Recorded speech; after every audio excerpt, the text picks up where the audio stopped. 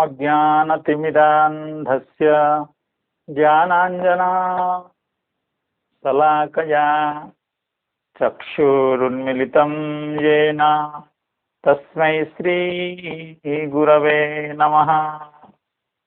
श्रीचैतन्यमनोभीष्टं स्थापितं येन भूतले स्वयं रूपः कदा मह्यं ददाति स्वपदान्तिकम्। वन्देऽहं श्रीगुरो श्रीयुतपदकमलं श्रीगुरु वैष्णवांश्च श्रीरूपं साग्रजातं सहगण रघुनाथान्वितं तं सजीवम् साद्वैतं सावधूतं परिजनसहितं कृष्णचैतन्यदेवं श्रीराधा कृष्णपादान् सहगण ललिता श्रीविशाखान्वितांश्च। हे कृष्णा करुणा सिंधो दीनबंधो जगत्पते गोपेश गोपिका कांत राधा कांत नमोस्तुते। तप्त कांचन गौरांगी राधे वृंदावनेश्वरी वृषभानुसुते देवी प्रणमामि हरिप्रिये। नमो महावदान्याय कृष्ण प्रेम प्रदायते कृष्णाय कृष्ण चैतन्य नाम्ने गौरत्विषे नमः। वाञ्छाकल्पतरुभ्यश्च कृपा सिन्धुभ्य एव च पतितानां पावनेभ्यो वैष्णवेभ्यो नमो नमः।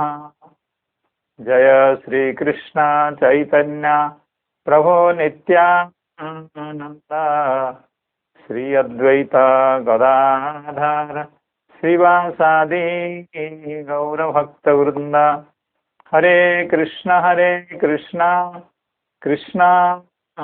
कृष्ण हरे हरे हरे राम राम राम हरे हरे। नमो विष्णुपादाय कृष्ण प्रेष्ठाय भूतले श्रीमते भक्तिवेदांत स्वामिन्निति नामिने। नमस्ते सारस्वते देवे गौर प्रचारिणे निर्विशेष शून्यवादी पाश्चात्य देशतारिणे। यं प्रव्रजन्तमनुपेतमपेत कृत्यं द्वैपायनो विरह कातराजुहाव। पुत्रेति तन्मयतया तरवोऽभिनेदुस्तं सर्वभूतहृदयं मुनिमानतोऽस्मि। नारायणं नमस्कृत्य नरं चैव नरोत्तमं देवीं सरस्वतीं व्यासं ततो जयमुदीरये। श्रीमद्भागवत की इस सांध्यकालीन कथा सत्र में उपस्थित समवेत समस्त वैष्णव वृंदों, भक्त वृंदों, सुधीजनों, गुणीजनों, विद्वज्जनों, श्रीमद्भागवत कथा रस पिपासु भक्तजनों के चरणों में मैं बारंबार कृतज्ञता पूर्वक प्रणाम निवेदन करता हूँ। हमारे अत्यंत प्रिय मित्र श्री केशव देव जी कल की और आगे की भी कथाओं को बड़े अच्छे ढंग से, बड़े सुमधुर कंठ से भी आपने उन श्लोकों का उच्चारण किया एवं गोस्वामी जी के पद्यों का भी आपने उच्चारण किया। बड़े भावुक हृदय से आप पूरी बातों को बताए। जो 2-3 दिन में हम कुछ बहुत कहने में समर्थ हुए थे, उसका आपने बहुत अच्छे ढंग से, बड़े संक्षेप से और सारगर्भित भाव से आपने उसका प्रकाशन किया। तो प्रसंग तो वही है कि भीष्मदेव के हृदय में पांडवों के प्रति जो प्रेम है और जो उनको अनुताप है, पश्चाताप है कि मैं पांडवों का साथ नहीं दे पाया और मैं जानता था कि हाँ पांडवों का विजय होगा। यत्र योगेश्वरः कृष्णः यत्र पार्थो धनुर्धरः, तो विजय तो उनको होनी ही थी, तो उसमें कोई संदेह नहीं है। लेकिन पांडवों को यह जो कष्ट मिला उसके साथ वे समदुखी हो रहे हैं, समवेदना ज्ञापित कर रहे हैं। लेकिन समवेदना जो ज्ञापित कर रहे हैं, पांडवों का जो कष्ट है उसकी कोई उसका कोई कारण सही ढंग से ढूंढ नहीं पा रहे हैं, और आगे बताने भी वाले हैं कि इसमें सिद्धांत क्या है। क्यों ऐसे लोगों को जो विप्र धर्माच्युताश्रय हैं और जिनके कल्याण के लिए भगवान निरंतर तत्पर हों, भगवान के वरद हस्त जिनके मस्तक पर निरंतर विद्यमान हो, भगवान के सुशीतल करकमल जिनके ऊपर नित्य छाया का प्रदान करता हो, ऐसे लोगों को भी दुख क्यों होता है, कष्ट क्यों होता है, उसका समाधान भी भीष्मदेव करेंगे। और हमारे चक्रवर्ती पाद बड़ी सुंदर व्याख्या अगले श्लोकों में करने वाले हैं, उसका भी हम लोग श्रवण करेंगे। तो कल हम लोग यही पढ़ रहे थे, यत्र धर्मसुतो राजा गदा पाणिर्ब्रुकोदरः कृष्णो स्त्री गांडीवम चापम सुहृत कृष्ण ततो विपत्। यानी विपत्ति का कोई भी कारण नहीं है और विपत्ति का समस्त समाधान भी विद्यमान है। दोनों बातें हैं।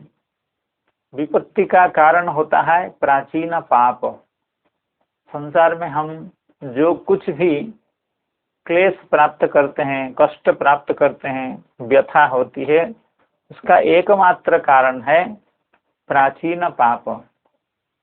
तो पांडवों के ऊपर जो विपत्तियां आई, जो कष्ट, जो क्लेश उनको मिला, उसका कारण उनमें नहीं है, क्योंकि वे निष्पाप हैं, निष्कलंक हैं, साक्षात धर्मावतार जहाँ अग्रज हों, नेतृत्व देते हों, पांडवों के आदर्श हों, तो उनके पाप का होने का प्रश्न ही कहाँ उठता है। इसलिए उनके क्लेश का कोई कारण नहीं दिख रहा है। और दूसरी बात है कि क्लेश अगर कहीं किसी भी अज्ञात कारण से अगर क्लेश उनको आ गया, तो उसको समाधान करने वाले बड़े बड़े वीर योद्धा महर्षि ऋषि विद्यमान हैं, धर्मात्मा विद्यमान हैं। क्योंकि जहाँ साक्षात भीमसेन गदा लेकर के विराजमान हो, गांडीव जैसे धनु लेकर के साक्षात अर्जुन विद्यमान हो, और साक्षात भगवान जिनके निकट सब समय विद्यमान हो, तो उनको विपत्ति आ भी जाए तो विपत्ति उनका क्या बिगाड़ सकती है। वो विपत्ति तो भाग जाएगी। कहीं विपत्ति गलती से आ भी गई तो इनको देख करके वो तो वहाँ टिक नहीं सकती है विपत्ति। और वहाँ विपत्ति, ऐसी विपत्ति तो इनका सामना करने में भी सकुच आएगी, उसको संकोच होगा। तो फिर भी विपत्ति क्यों आई, तो इसका कोई समाधान नहीं अभी तक हुआ है। तो इस बात की हम लोग श्री चक्रवर्ती पाद की टीका को थोड़ा सा जल्दीबाजी में कल कर दिए थे। मुझे नहीं मालूम था कि हमारे सौभाग्य में आज भी कथा कहने को मिलेगी। ये श्रीपाद हरे कृष्ण प्रभु जी के प्रसाद है। तो उस चक्रवर्ती पाद को, उसकी टीका को एक बार और अध्ययन करते हैं। कहते हैं ठीक है, उनके पाप हैं कि नहीं है वो कोई बड़ी बात नहीं है, लेकिन हम लोगों ने भगवान के मुख कमल से ही सुना है कि जहाँ पर भगवान हुआ करते हैं वहाँ पर कोई भी विपत्ति नहीं आती है। यानी जो लोग भगवान को किसी भी संबंध के द्वारा आत्मीय मानते हैं, उनके ऊपर विपत्तियां नहीं आती हैं। ये भगवान ने स्वयं, भगवान कपिल देव ने अपनी मैया को देवहूति माता को भक्ति का रहस्य को बताने के प्रसंग में साक्षात भगवान ने कहा है, ननु न कर्हिचित मत्पराः शांत रूपे नंक्षन्ति नो मे निमिषो लेढि हेतिः येषामहं प्रिय आत्मा सुतश्च सखा गुरुः सुहृदो दैवमिष्टम् इति कपिलदेव उक्ते हैं। कृष्णे दास्य सख्य वात्सल्यवतः पांडवान कथम कालः अतिक्रमेत। अर्थात कपिलदेव वहाँ कह रहे हैं, हे शांत रूपे, ये मैया माता देवहूति के लिए भी संबोधन हो सकता है, या शांत रूपे ये संबोधन का प्रथम एकवचन हो सकता है, या सप्तमी एकवचन हो सकता है। शांत रूपे यानी जो सत्वगुण में विद्यमान होते हैं, या जो भगवान के नित्य धाम में विद्यमान होते हैं, सप्तमी अर्थ अगर सप्तमी विभक्ति अगर लें, इस तरह का अर्थ है। और संबोधन भी कुछ व्याख्याकार इसको संबोधन मानते हैं। हे शांत रूपे मत पराः कर्हिचित न नंक्षन्ति, अर्थात जो लोग मतपर होते हैं, अर्थात मत परायण होते हैं, अर्थात मैं जिनका सर्वस्व होता हूँ, अर्थात जो लोग मेरे प्रति समर्पित होते हैं, जो लोग मुझे अपना सर्वस्व मानते हैं, वे लोग हैं मतपराः। तो ऐसे जो मतपर होते हैं वे कर्हिचित अपि न नंक्षन्ति, कभी भी उनका विनाश नहीं होता है। विनाश नहीं होता है इसका यह मतलब नहीं कि उनकी मृत्यु नहीं होती है, मृत्यु तो होती नहीं है, लेकिन जड़ जगत में जैसे और लोगों का शरीर पात होता है, उनका भी होता है, लेकिन न नंक्षन्ति का मतलब कभी भी भाग्यहीना न भवन्ति, कभी अभागे नहीं होते हैं। अर्थात दुर्भाग्य उनको स्पर्श नहीं कर सकता है,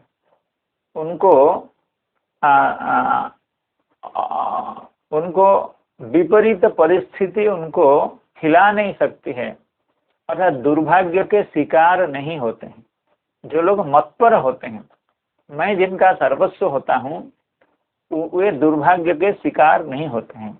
न कर्हिचित मत्पराः शांत रूपे नंक्षन्ति, एक बात तो यह हो गई।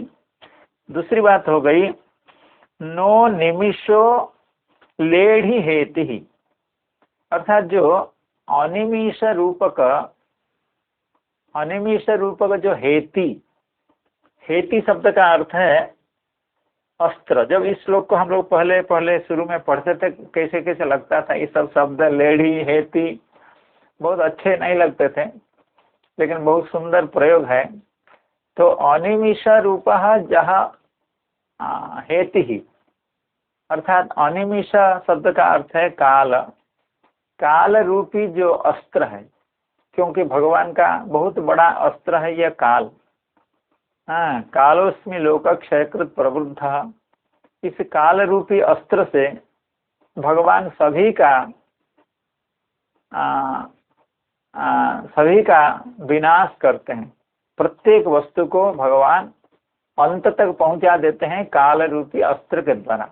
लेकिन जो लोग मतपर होते हैं, जो लोग भगवत परायण होते हैं, उनको यह अनिमिष रूप जो हेति वो न लेढ़ी, उनको चाट नहीं पाता है। लीह धातु चाटने के अर्थ में, अर्थात उनको समाप्त नहीं कर पाता है, उनको निगल नहीं पाता है, उनको अपना शिकार नहीं बन पाता है। लेढ़ी लीढ़ा लिहंती, इस तरह का प्रयोग होता है। तो अनिमिष हेति ही, अनिमिष रूपी जो हेति वो उनको न लेढ़ी। तो अब प्रश्न हुआ, भगवान साक्षात कह रहे हैं जो मतपर होते हैं उनको काल के कारण उनकी विपत्ति नहीं आती है। तो फिर हे पितामह, आप बार बार कह रहे हैं सर्वं काल कृतं मन्ये भवतांच यद प्रियम, जो कुछ अप्रिय हम लोगों को हुआ वो कालकृत हुआ, काल के कारण हुआ। तो इस बात में तो विरोध दिखता है। भगवान की बात तो दूसरी भगवान की बात का तो अभिप्राय दूसरा है, भगवान की प्रतिज्ञा दूसरी है कि काल भी उन लोगों को हिला नहीं सकता है, उनकी विपत्ति का कारण नहीं हो सकता है। और आप कह रहे हैं सर्वम काल कृतं मन्ये, ये कैसे हुआ? कैसे मतपर कैसे हैं? अर्थात भगवान यह कह रहे हैं ना, न कदाचित मत्पराः, तो मतपर अर्थात भगवत परायण। अगले उत्तरार्ध में, इस पद्य के उत्तरार्ध में भक्त लोग कैसे मतपर होते हैं अर्थात भगवत पर होते हैं, भगवत परायण होते हैं, उसकी चर्चा उत्तरार्ध में है। वो ये है, येषाम अहम प्रिय आत्मा सुतश्च सखा गुरु सुहृदो दैवमिष्टम। मैं जिन लोगों का, जिन भक्तों के लिए मैं प्रिय होता हूँ, अर्थात जो हमसे प्रीति करते हैं, कैसे प्रीति करते हैं ना, हमको अपना आत्मा मानते हैं, हमको अभिन्न मानते हैं, अर्थात मेरे बिना जो लोग जी नहीं सकते हैं, अपना सर्वस्व मानते हैं। येषाम अहम आत्मा और सुतश्च, यहाँ तक कि जो लोग हमको बालक मानते हैं, अपना पुत्र मानते हैं, अपना संतान मानते हैं, उनके लिए भी। और सखा, जो हम लोगों को सखा मानते हैं, जो मुझे अपना सखा मानते हैं और गुरु मानते हैं या सुहृद मानते हैं या मुझे देवता मानते हैं या मुझे इष्ट मानते हैं, अर्थात कहने का मतलब है किसी भी सांसारिक भाव से, जैसे हम लोग संसार में रिश्तेदारी बनाते हैं, रिश्ता बनाते हैं, उसी तरह से किसी भी रिश्ते के माध्यम से जो लोग भगवान से जुड़े हुए हैं, अर्थात भगवान के साथ जो लोग रिश्ता पूर्वक, संबंध पूर्वक भगवान के साथ जुड़े हुए होते हैं, वे लोग मतपर हैं। हे मातः, वे लोग मतपर होते हैं जो लोग मुझे ऐसा मानते हैं।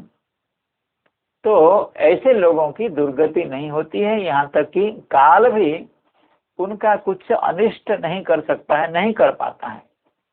तो ये तो भगवान की बात है। और आप बता रहे हैं सर्वम काल कृतं मन्ये, कैसे संभव हुआ? यह प्रश्न चक्रवर्ती बात उठा रहे हैं। और ये पांडवगण कैसे हैं? यहाँ जितने संबंध की बात की गई है, उन संबंधों में से पांडवगण 3 संबंध से संबद्ध हैं। कैसे? कृष्ण सख्य वात्सल्य, दास्य सख्य वात्सल्यवतः पांडवान, द्वितीय बहुवचन है। भगवान के प्रति दास्य भाव रखने वाले, जैसे नकुल सहदेव प्रभृति दास्य भाव रखने वाले हैं। और ऐसे तो युधिष्ठिर महाराज जी का भी शायद भगवान के प्रति दास्य भाव है। और सख्य भाव, अर्जुन का सख्य भाव तो जगत विदित है, ब्रह्मांड विदित है।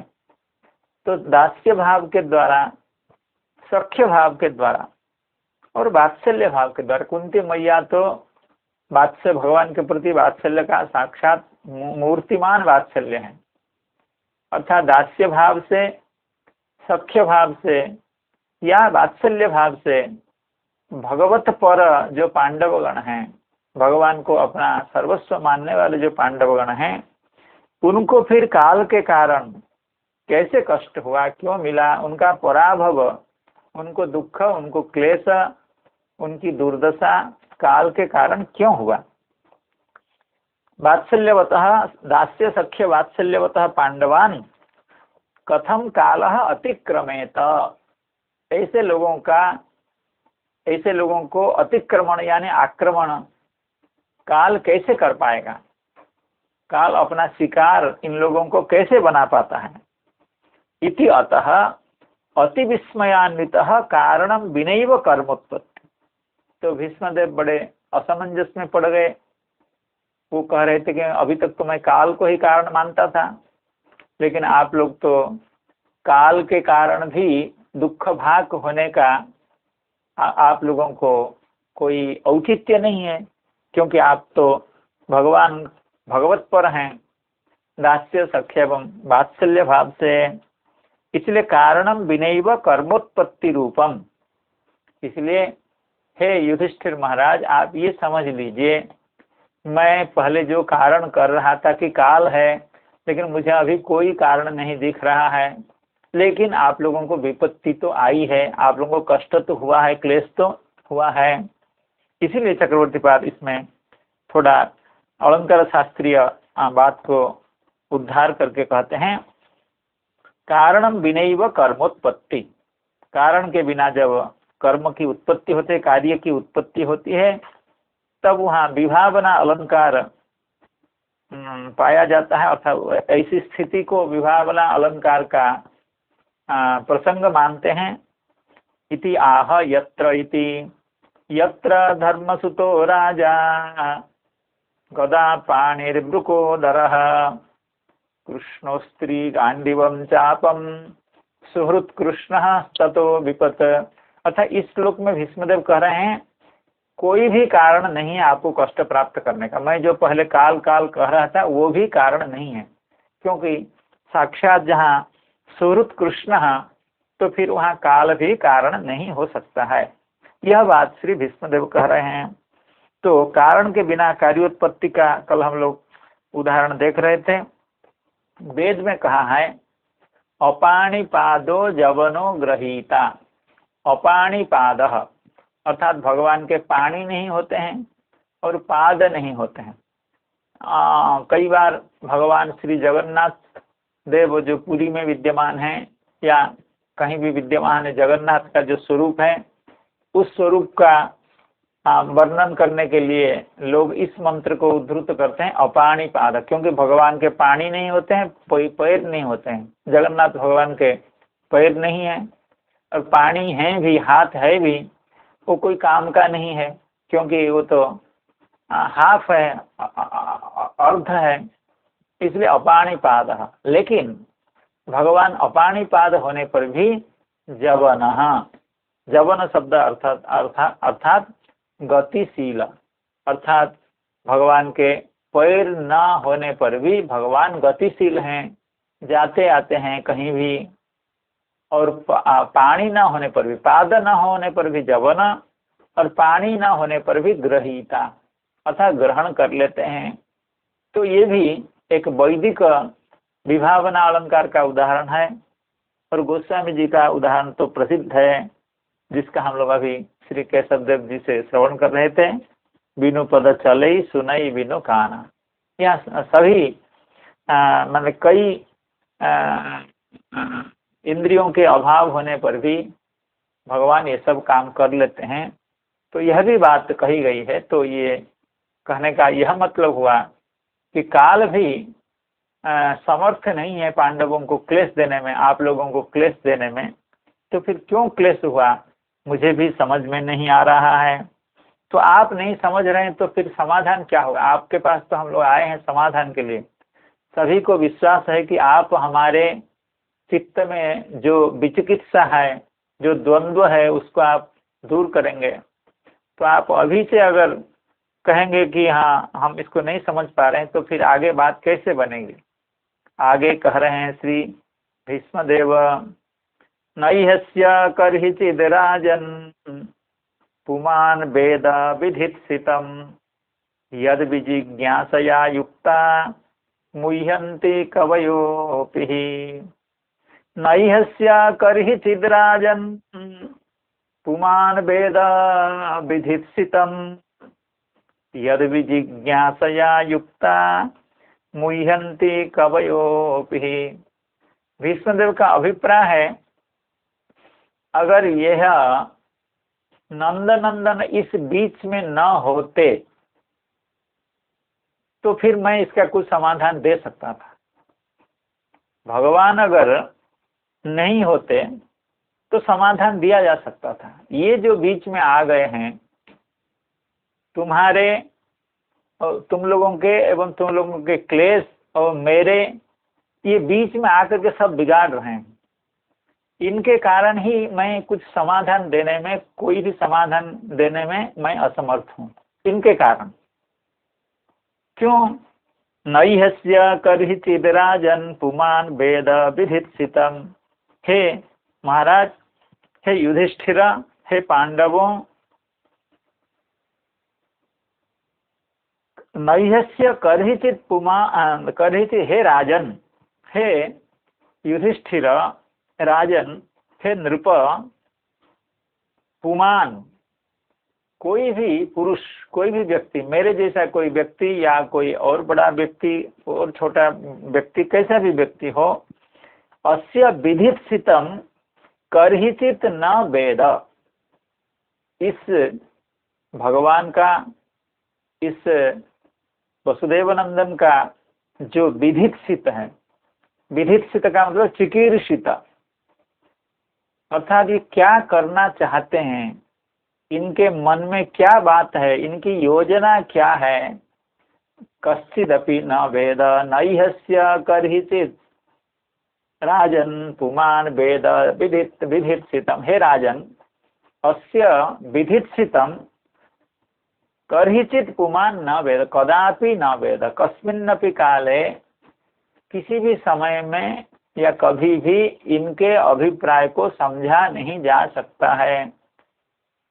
इसलिए ये हैं तुम लोगों के पास, ये सब करा रहे हैं, तो मैं कैसे बता सकता हूँ इसमें क्या कारण। ये ना होते तो मैं सीधे कह देता कि तुम लोगों के इसके कारण तुमको कष्ट सहना पड़ा या नहीं सहना पड़ा, जो भी है वो कह सकता था। लेकिन ये जो बीच में आ गए हैं, इनके चलते मेरी बुद्धि कुंठित हो रही है, कोई साफ दर्शन नहीं कर पा रही है आप लोगों के क्लेश का कारण। नैहस्य कर्हिचिद राजन पुमान वेद विधित्सितम यद विजिज्ञासया युक्ता मुह्यन्ते कवयोऽपि। अर्थात इनका क्या विधित्सित है, ये इनका क्या चिकीर्षित है, अर्थात इनका क्या अभिप्राय है, इनकी मनसा क्या है, इसको जानने के लिए यद विजिज्ञासया, अर्थात यस्य विधित्सितस्य विजिज्ञासया, इनका जो विधित्सित है, चिकीर्षित है, उसको जानने के लिए, अर्थात भगवान क्या करना चाहते हैं, इस चीज को जानने के लिए जो लोग चेष्टा करते हैं, बड़े बड़े कवि लोग, बड़े बड़े विद्वान लोग, बड़े बड़े विभूतियां, वे भी मुह्यंती, अर्थात युक्ता कवयः अपि, जो लोग भगवान के साथ एकदम निरंतर जुड़े हुए होते हैं, भगवान के अति निकट लोग भी नहीं जान पाते हैं क्या होता है। भगवान की बात तो छोड़िए, ऐसे समाज में ऐसा भी देखा जाता है जो अच्छे अच्छे प्रशासक होते हैं या अच्छे राजा होते हैं, उनकी बात को भी उनके मंत्री लोग भी नहीं जान पाते हैं, एकदम निकट के लोग, पास के लोग भी नहीं जानते हैं। तो ऐसा होता है। तो जो लोग भगवत विभूति संपन्न होते हैं, गांभीर्य पूर्ण होते हैं, विशेष गुण संपन्न होते हैं, विशेष गुण के अधिकारी होते हैं, उनके मनोभाव को भी पढ़ना इतना आसान नहीं है। और भगवान तो भगवान हैं। यद विजिज्ञासया, यद शब्द का अर्थ है विधित्सित, जिस विधित्सित, जिस चिकीर्षित की जिज्ञासा के कारण या जिज्ञासा के बारे में जानने की चेष्टा करते हुए बड़े बड़े युक्त लोग भी, यानी बड़े बड़े कवि लोग भी मोहित हो जाते हैं। नैहस्य कर्हिचिद राजन पुमान वेद विधित्सितम यद विजिज्ञासया युक्ता मुह्यन्ते कवयोऽपि। श्रीधर स्वामी पाद कह रहे हैं, ननु कृष्णम कथम कालः अतिक्रमेत। एक ही बात, जिस बात को चक्रवर्ती पाद अभी कह रहे थे, कृष्णम कथम कालः अतिक्रमेत, कृष्ण को काल कैसे अतिक्रमण करेगा, क्योंकि भगवान श्री कृष्ण विद्यमान है, तो फिर काल का प्रभाव पांडवों के ऊपर कैसे हो सकता है। एक बात हम लोग ये भी देखे हैं, जब देवकी मैया भगवान की स्तुति कर रही है, भगवान के आविर्भाव के बाद, जिसका पाठ हम लोग परसों कर रहे थे, तो भगवान के आविर्भाव के बाद देवकी मैया उनकी स्तुति कर रही है।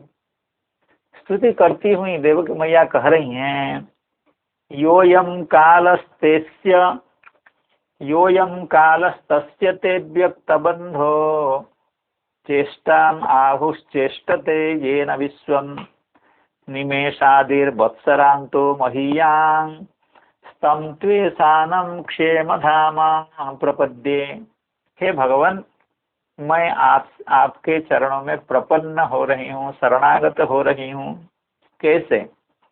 योयम काल तस्य ते व्यक्त बंधो, हे अव्यक्त बंधो, हे अव्यक्त के मित्र, अर्थात हे प्रकृति के मित्र, अर्थात प्रकृति को कार्यक्षम करने में जो अनुकूल होते हैं, जिनके कारण प्रकृति जगत सृष्टि करने में प्रवृत्त होती है, ऐसे हे अव्यक्त बंधो तस्य ते अयम कालः चेष्टा रूप चेष्टा माहु, अर्थात यह जो काल है, ये जो समय इतना बड़ा प्रभावी है, इतना बड़ा बलवान है, बड़े बड़े लोगों को भी धराशायी कर देता है, जेल भेज देता है, और जेल से छूट नहीं पाते हैं, जेल में ही उन और ऐसे भी जो हरे कृष्ण, और ऐसे भी लोग हैं जो सामान्य लोग हैं, कोई भी भगवान की कृपा से, काल के महात्म्य से बहुत बड़े बड़े पद पदवी के अधिकारी होते हैं।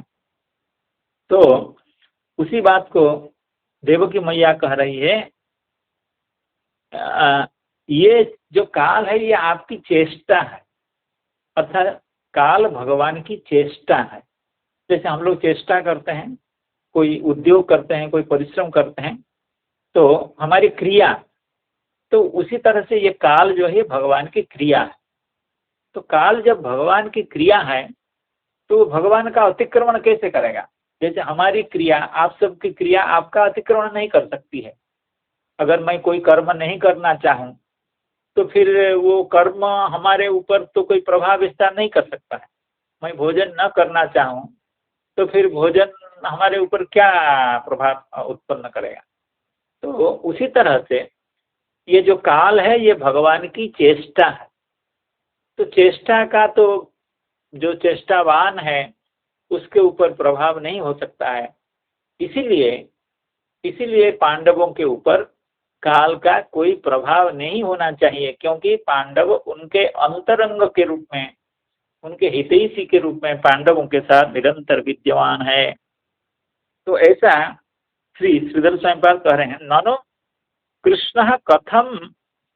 कृष्णम कथम काल अतिक्रमण। काल किस तरह से कृष्ण का अतिक्रमण कर सकता है? क्योंकि काल तो कृष्ण की चेष्टा है, भगवान की चेष्टा है।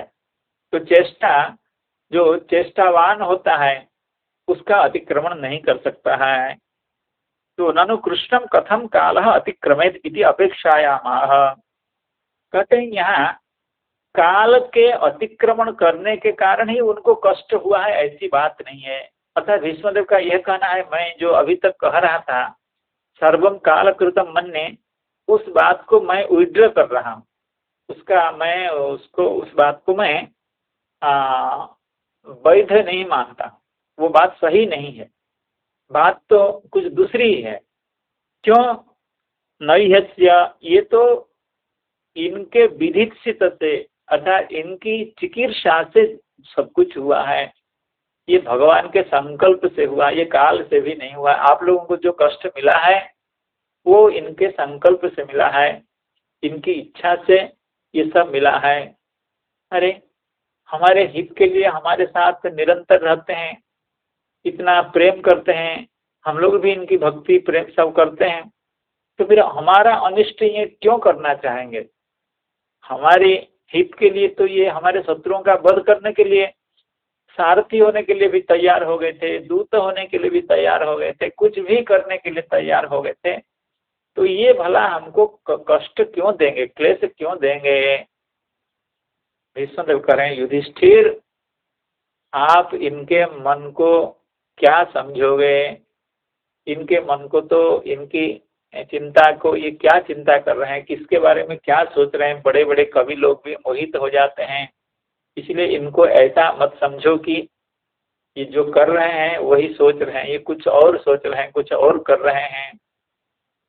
आपके लिए जो भी कर रहे हैं या जो भी सोच रहे हैं भक्त के लिए भगवान, वो सब उसके कल्याण के लिए ही है।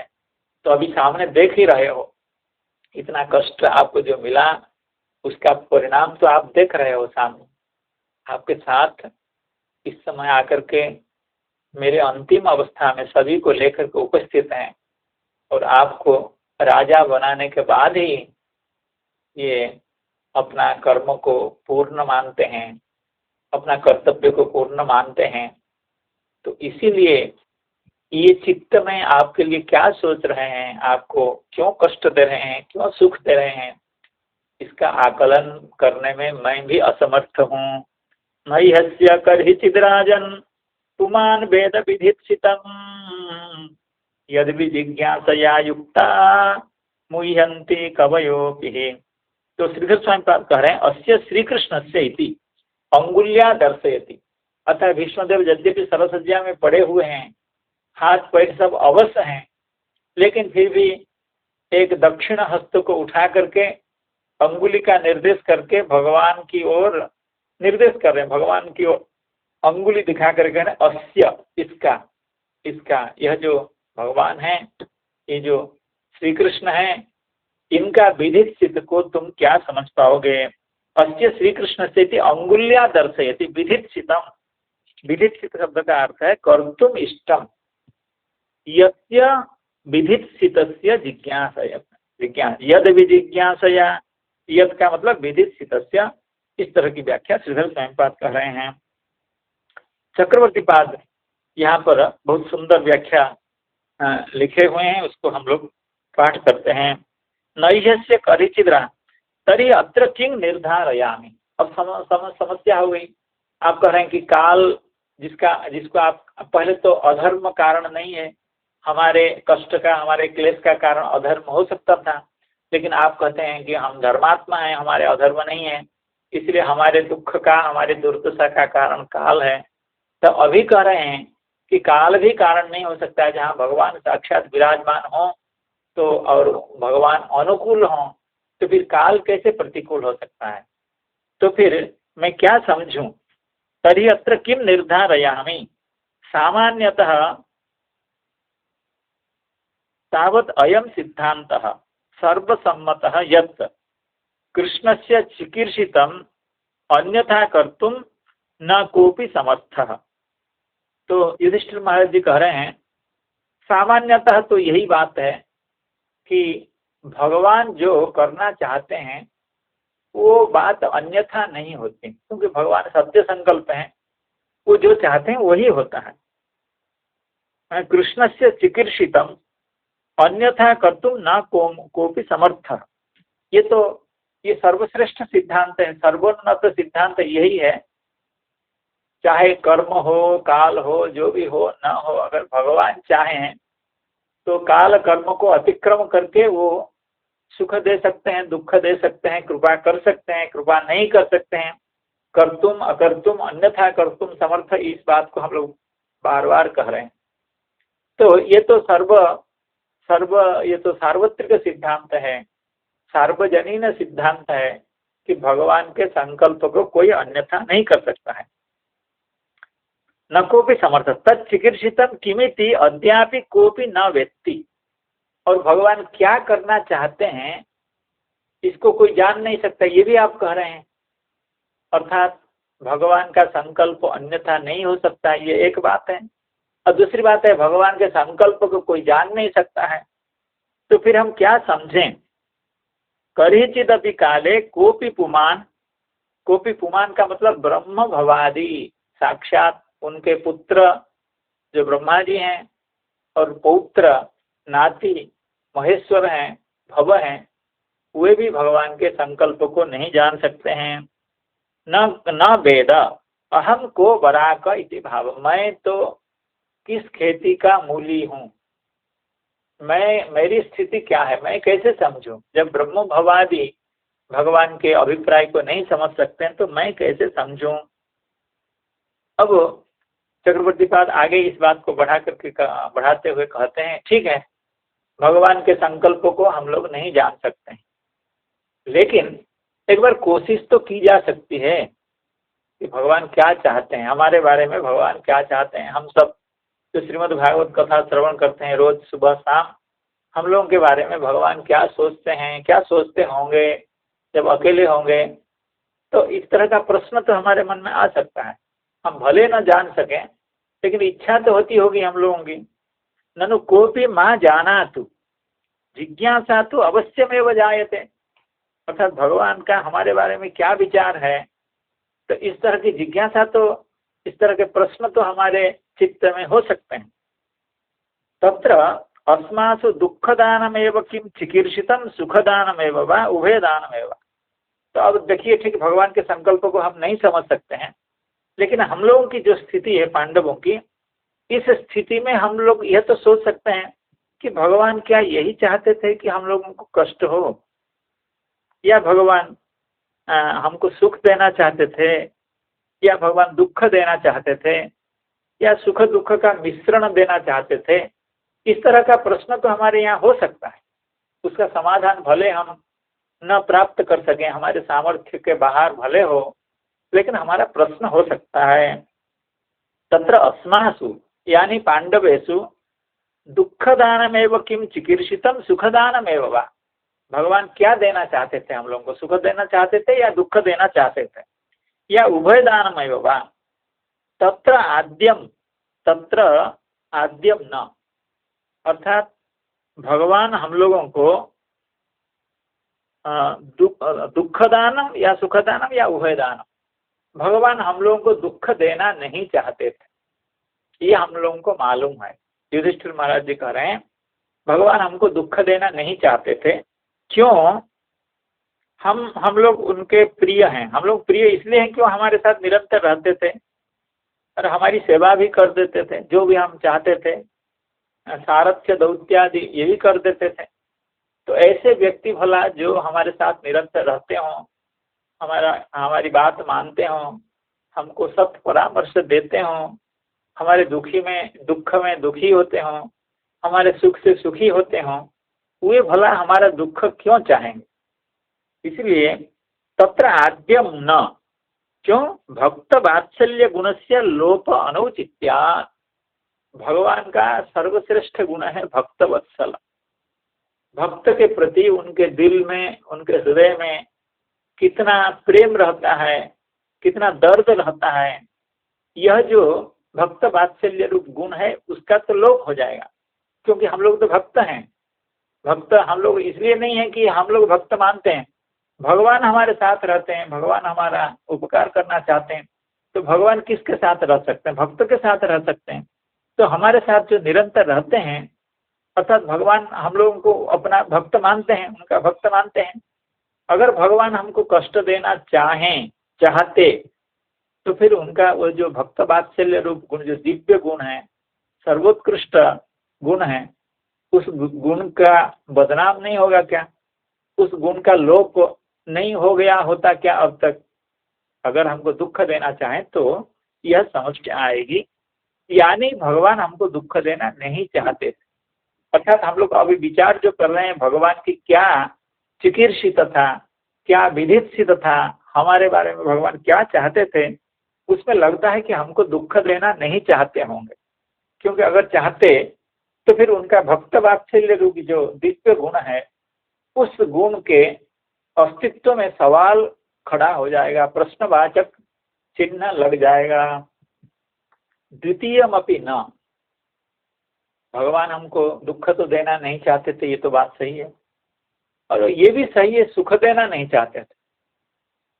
क्यों? भगवान सुख देना चाहें और हमको सुख ना मिले तो ये कैसे संभव है? और अगर भगवान सुख देना चाहे होते तो हमको सुख मिला होता। सुख तो मिला नहीं हमको, अर्थात इतना दिन हम लोग इतना क्लेश में जो रहे, इसका मतलब है कि भगवान हमको सुख भी देना नहीं चाहते हैं। अगर सुख देना चाहते तो हमको सुख मिलता। अर्थात भगवान के बारे में, भगवान हमको सुख देना चाहते हैं या दुख देना चाहते थे, इस पर हम निर्णय नहीं कर सकते हैं। तृतीयमपि न तत् सौहार्द लोपापत्ते है, क्योंकि भगवान सुहृद होते हैं। सुहृदम सर्वभूतानाम भोक्तारम यज्ञ तपसाम सर्वलोक महेश्वरम सुहृदम सर्वभूतानाम। समस्त भूत के प्रति, समस्त प्राणी के प्रति भगवान सुहृद होते हैं। जो सुहृद होता है वो दुख देना तो हरगिज नहीं चाहेगा, इसलिए वो सुख दुख उभय देना भी नहीं चाहते थे। सौहार्द लोपापत्ते है तभी जिज्ञासामपि, जिज्ञासा होना चाहिए, जिज्ञासामपि है किताबों में, पता नहीं जो भी। तभी जिज्ञासा नैव कर्तुम उचिता इति विनिर्णयन आह। क्योंकि देख लीजिए, पहली बात है कि हम उसके बारे में, अगर पहली बात है कि भगवान की क्या विदित्सा है, हमारे बारे में क्या करना चाहते हैं, हमारे बारे में क्या सोचते हैं, उसको हम नहीं समझ पाते हैं, नहीं समझ पाएंगे। लेकिन हम जिज्ञासा भी नहीं कर सकते हैं, क्योंकि जिज्ञासा से कोई लाभ नहीं होगा। भगवान हमारे बारे में क्या सोचते हैं, इस तरह की जिज्ञासा अगर हम करें, इस तरह के प्रश्न अगर करें, तो वो प्रश्न बेकार है, क्योंकि उसका कोई उत्तर नहीं मिलेगा। हमारे बारे में देख लीजिए, कोई उत्तर नहीं मिल रहा है। इस तरह जिज्ञासा अपि नैव कर्तुम उचिता इति विनिर्णयन आह। अर्थात यह निर्णय श्री भीष्मदेव का है कि भगवान हमारे बारे में क्या सोचते हैं, इसको हम समझ नहीं पाएंगे और समझने की कोशिश भी नहीं करनी चाहिए। तरी जिज्ञासा अपि नैव कर्तुम उचिता इति विनिर्णयन आह। यद विजिज्ञासया युक्ता मुह्यन्ति कवयोपि। अर्थात इस तरह की जिज्ञासा करते करते बहुत बड़े बड़े ऋषि महर्षि थक गए। इसलिए आगे यह हम लोगों को शिक्षा लेनी चाहिए कि भगवान हमारे बारे में क्या सोचते हैं, जो भी सोचते हो, जो इच्छा हो, जो संकल्प हो, वो सब करें। वो हमको तो भगवान का भजन करना चाहिए, भगवान की शरणागति का स्वीकार करना चाहिए। इसी निर्णय पर पहुंच करके भक्त को भगवान की भक्ति करनी चाहिए। भगवान क्या सोच रहे हैं, जो उनका संकल्प हो वही होगा। युक्ता विवेकिनः अपि कवयः सर्वशास्त्रज्ञः। जो श्लोक में है, यद विजिज्ञासया युक्ता मुह्यन्ति कवयोपि। युक्त शब्द का अर्थ है जो विवेकी होते हैं, और कवि शब्द का अर्थ है जो सर्वशास्त्रज्ञ होते हैं। वे भी मोहमेव प्राप्नुवन्ति सिद्धांत अलाभा। अर्थात वे किसी सिद्धांत पर नहीं पहुंच पाते हैं, इसीलिए वे भी मोहित हो जाते हैं। अर्थात भगवान के जो विधित है उसको तो नहीं समझ पा रहे हैं, और उनके बारे में जिज्ञासा भी नहीं करते हैं, क्योंकि जिज्ञासा करने से, प्रश्न करने से भी उसका सही उत्तर नहीं मिल सकता है। चक्रवर्तीपाद एक सिद्धांत की बात यहाँ कहना चाहते हैं। अत्र भीष्मस्य महाविज्ञस्य उक्तौ। चक्रवर्तीपाद कह रहे हैं भीष्मदेव तो महाविज्ञ हैं, बहुत बड़े ज्ञानी हैं, बहुत बड़े भक्त हैं, बहुत बड़े योद्धा हैं, बहुत बड़े प्रशासक हैं, सब कुछ अत्यंत उन्नत मात्रा में उनमें विराजमान है सभी सद्गुण। तो महाविज्ञ जो भीष्मदेव हैं वे कह रहे हैं कवयः इति मुह्यन्ति इति पदाभ्याम्। अर्थात कवि लोग भी मोहित होते हैं, महाविज्ञ लोग भी मोहित होते हैं। क्यों होते हैं? मोहित होते हैं इसीलिए युधिष्ठिरादयोपि भगवत भक्ता प्रारब्धम भुंजत इति मतम परास्त। इसलिए जो लोग यह सोचते हैं या कहते हैं युधिष्ठिरादियों का कोई प्राचीन कर्म था, अर्थात प्राचीन पाप था, जिनके कारण उनको इतना कष्ट सहना पड़ा, क्योंकि बिना पाप का कोई कष्ट नहीं सहता है। इस सिद्धांत को सामने रख करके अगर कोई कहे कि युधिष्ठिर जैसे भक्तों को भी प्रारब्ध के कारण कष्ट सहना पड़ता है, यह कहना अत्यंत विपरीत बात है। यह कहना सिद्धांत के खिलाफ है, क्योंकि जिनके साथ भगवान का सानिध्य हुआ है, संपर्क हुआ है, जो भक्त हुए हैं, उनके बारे में भगवान क्या सोचते हैं, उनको क्या देते हैं, क्या नहीं देते हैं, उनको क्या क्लेश देते हैं, ये भगवान के संकल्प से ही उनका जीवन परिचालित होता है। भगवान चाहे उनको कष्ट देते हैं, सुख देते हैं, वे कभी कर्माधीन नहीं होते हैं।